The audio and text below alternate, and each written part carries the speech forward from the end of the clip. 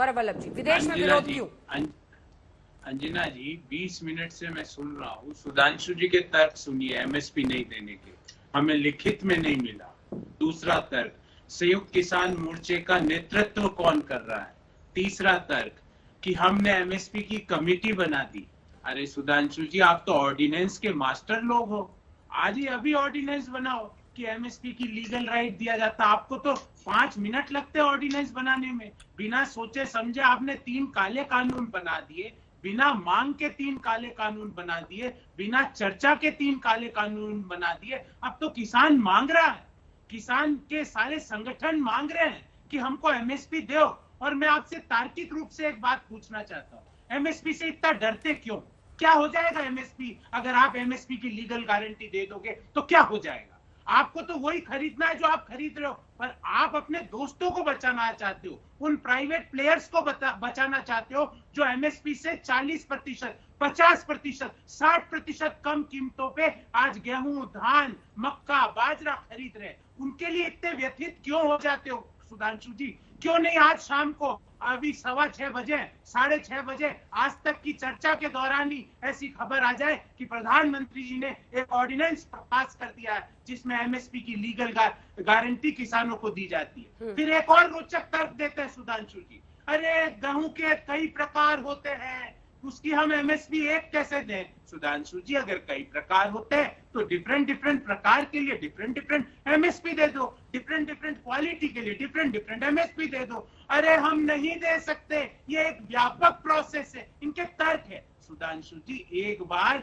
इसकी कानूनी गारंटी बनाओ, उसके अंदर ये लिखो कि अगले 6 महीने में वो कमेटी एमएसपी सारी फसलों की डिराइव कर लेगी, सारी क्वालिटी की डिराइव कर लेगी, और 6 महीने बाद एमएसपी इतने दिन से ये लागू हो जाएगा। ये अच्छा लगता है गौरव वल्लभ जी, गौरव वल्लभ जी, अच्छा लगता है गौरव वल्लभ जी, जब दशकों तक आपकी सरकारों ने ये सब नहीं किया कि देश के किसानों के लिए, आप बीजेपी को ललकार रहे हैं और ललकारना भी चाहिए।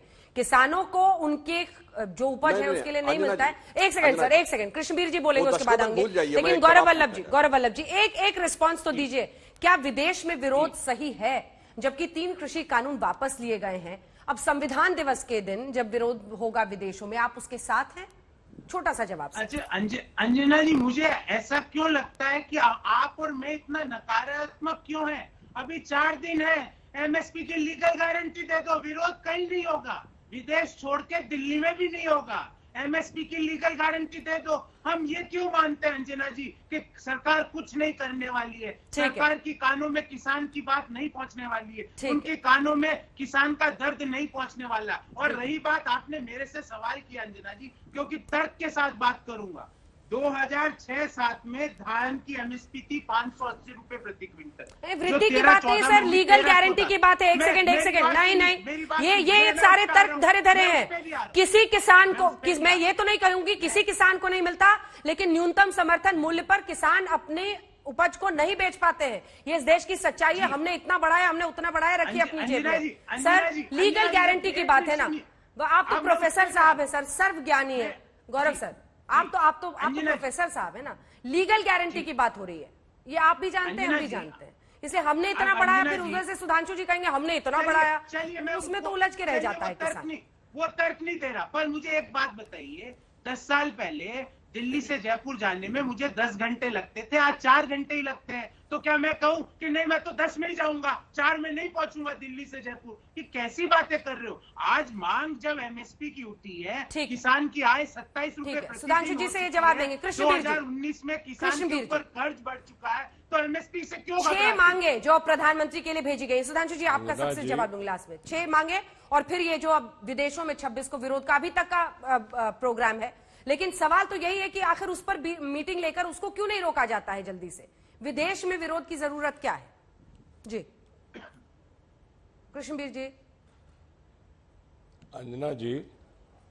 अंजना जी, किसान भारत का है, समस्याएं भारत की रही हैं, आज कोई नया नहीं है। एमएसपी की बात तो बहुत लंबे समय से हम भी कर रहे हैं, 2006 से 14 तक उनसे भी करी, ये भी कर रहे हैं। एमएसपी की कमेटी बने। एमएसपी का मुद्दा यह है कि सिर्फ 23 फसलों की एमएसपी तय करता है कमीशन जो है। 1/3 अनाज, दलहन और तिलहन का है, 1/3 सब्जी और फलों का है, 1/3 दूध, मछली और वो सब जो उत्पाद हैं वो उसका करीब 32-33% वो है, 32-33 दूध फलों का सब्जी का है, 32-33 अनाज दलहन तिलहन का है। तो 265 फसलें इस देश में पैदा होती हैं। तो क्या इस पर विस्तार से बातचीत होके कोई समाधान निकालने के लिए जो कमेटी बनी है, लेकिन कैसे निकलेगा कृष्णवीर जी? मेरा कृष्णवीर ये जी, मानना है उनको गारंटी चाहिए ना, उनको लगता है हम वापस चले गए तो फिर सरकार पर दबाव ही खत्म हो जाएगा। इसको भी तो समझिए।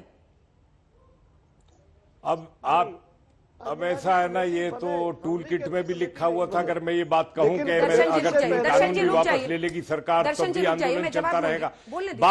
बात ये है, मेरा ये कहना है कि आज अगर भारत को बदनाम करने के लिए अंतर्राष्ट्रीय स्तर पर हम लोग किसानों के नाम पर कोई इस तरीके का काम करते हैं तो वो शोभा नहीं देता।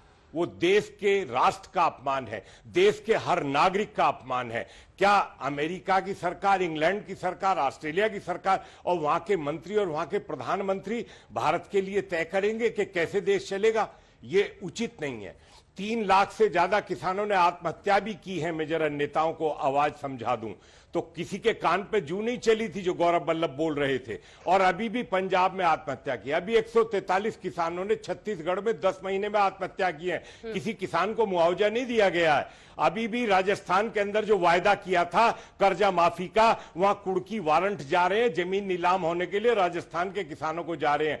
तो इतना ज्यादा दूध के धुली हुई बात करने में अपने गिरवान में भी झांकना चाहिए कि हम कितना वायदा कर चुके हैं।